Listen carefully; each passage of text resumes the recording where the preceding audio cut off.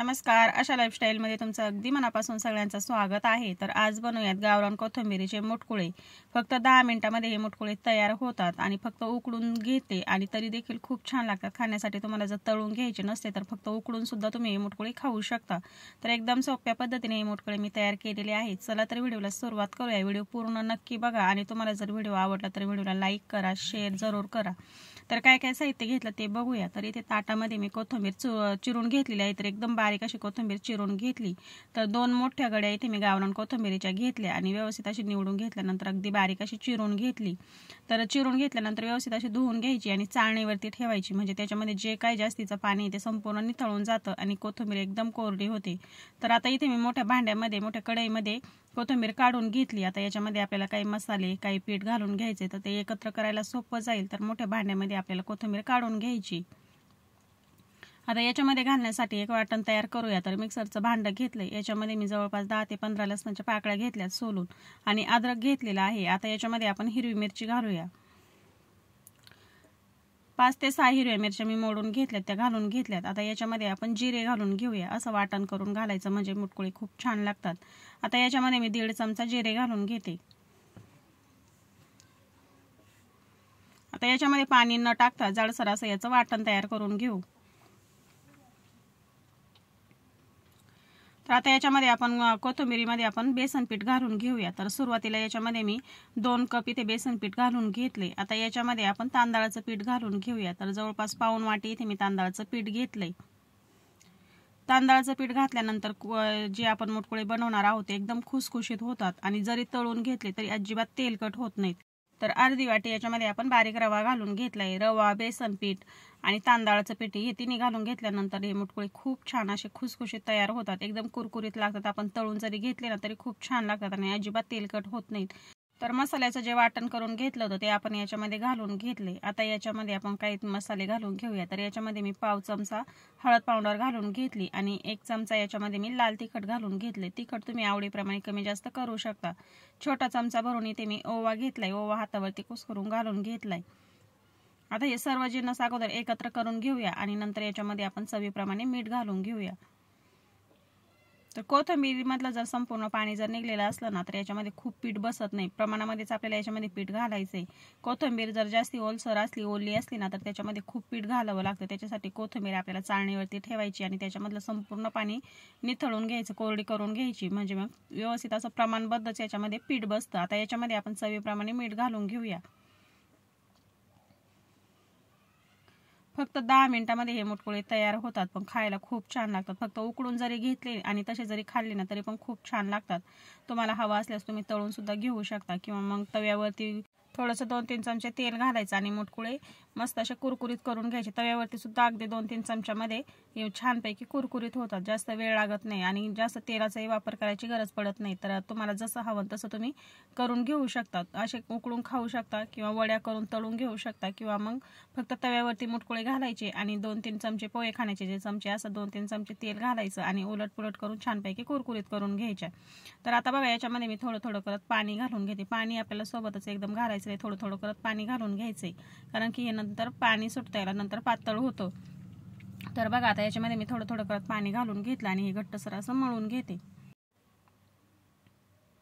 तर बघा अशा पद्धतीने आपण हे पीठ मळून घेतलेलं आहे घट्टसर, खूप पातळ करायचं नाही। आता हातावरती थोडंसं तेल घ्यायचं आणि ह्या पिठावरती व्यवस्थित असं चोळून घ्यायचं, म्हणजे काय होतं की ज्यावेळेस आपण मुटकुळे बनवू त्यावेळेस हे मिश्रण आपल्या हाताला चिकटत नाही। तर बघा अशा पद्धतीने वरतून व्यवस्थित असं या पिठाला तेल लावून घ्यायचं आणि एकसारखं करून घ्यायचं आणि हाताला देखील थोडंसं तेल चोळून घ्यायचं आणि लगेच याचे मुटकुळे वळून घ्यायचे।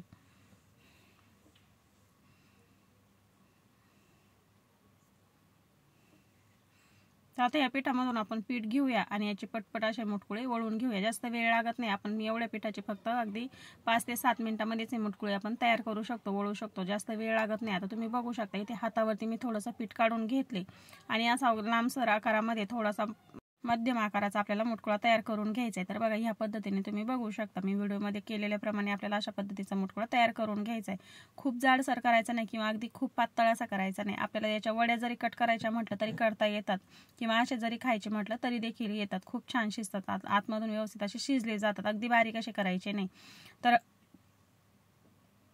तर बघा या पद्धतीने इथे मी मुटकुळे तयार करून घेतलेत. अगदी एकसारखे असे मुटकुळे तयार करून झालेले आहेत. हाताला थोडंसं तेल चोळून घ्यायचं म्हणजे मिश्रण आपल्या हाताला चिकटत नाही आणि बरोबर मुटकुळे इथे लगेच आपण बनवून घेतलेले आहेत. आता हे आपण उकडून घेऊया. तर उकडून घेण्यासाठी इथे मी चाळण घेतली. चाळणीवरती थोडंसं तेल चोळून घेऊया म्हणजे मुटकुळे अजिबात चाळणीला चिकटत नाहीत. आता याच्यावरती आपण चाळणीवरती एक थर देऊन घेऊया मुटकुळ्यांचा आणि सगळे सोबतच होतात. थोडेसे आपण 1-2-3 मिनिटाच्या अंतरावरती फक्त याच्यावरती एक एक लेअर द्यायची म्हणजे एकमेकाला चिकटत नाही. तर आता याच्यावरती आपण एक थर देऊन घेऊया.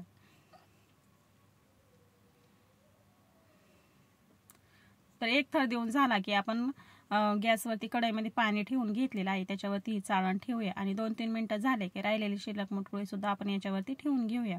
हे मुटकुळे एक सोबतच उकडले जातात पण एकमेकाला चिकटू नये म्हणून आपण 1-2-3 मिनिटाच्या अंतरावरती याच्यावरती थर देऊन घेतलेला आहे. आता याच्यावरती मी झाकण ठेवलं 1-2-3 मिनिटासाठी. तर 2-3 मिनिटं झाले. तुम्ही बघू शकता मस्त अशी वाफ पकडलेली आहे आणि आता ही अजिबात चिकटणार नाही. आता आपण याच्यावरती दुसरे बनवून घेतलेले मुटकुळे देखील ठेवून घेऊया. तर संपूर्ण मुटकुळे एक सोबतच शिजून तयार होतात. तर आता याच्यावरती मी राहिलेले मुटकुळे देखील ठेवून घेतले आणि झाकण ठेवून आपण छानपैकी शिजवून घेऊया. तर बघा मुटकुळे इथे मी 7-8 मिनिटं छानपैकी शिजवून घेतलेत मध्यम गॅसवरती आणि तुम्ही बघू शकता मस्त असे फुललेले आहेत, दुप्पट फुगलेले आहेत. तर अशा पद्धतीने मुटकुळे आपले इथे शिजून तयार झालेत. आता मी गॅस बंद केलाय. आता हे थंड होऊन देऊया आणि असेच खाऊ शकता किंवा मग याच्या वडे देखील बनवू शकता. तर आता हे थंड करून घेऊया. तर हे बघा मस्त असे मुटकुळे इथे थंड झालेत आणि आतपर्यंत तुम्ही बघू शकता मस्त असे इथे उकडलेले आहेत, खूप छान असे शिजलेले आहेत. हे असे जरी खाल्ले ना तरी देखील खूप छान लागतात. सॉस बरोबर या किंवा मग चटणी बरोबर अशा पद्धतीचे मुटकुळे बनवून खाऊन बघा, खूप छान लागतात. आता तुम्हाला जर असे खायचे नसले तर याच्या आपण वड्या देखील कट करू शकतो. आता वड्या सुद्धा याच्या बनवता येतात. आता याच्या मी वड्या करून घेणार आहे. तर बघा अशा पद्धतीने मी याच्या वड्या कट करून घेते छोट्या छोट्या आकारामध्ये. तर आता ह्या आपण तुम्ही तव्यावरती सुद्धा अगदी 2-3 चमचे तेल टाकून ह्या गरम करून घेऊ शकता म्हणजे मग थोड्याशा खरपूस करून घेऊ शकता किंवा मग अशा तेलामध्ये सुद्धा. आता इथे मी तेलामध्ये तळून घेते. तुम्ही बघू शकता तेल इथे छानपैकी तापलं की आपण तेलामध्ये सोडून घेऊया. वड्या छानपैकी आपल्या ह्या शिजलेल्या आहेत त्याच्यामुळे आपल्याला जास्त वेळ लागणार नाही आणि छानपैकी हलकासा कलर बदलेपर्यंत आपण आता ह्या वड्या तळून घेऊया.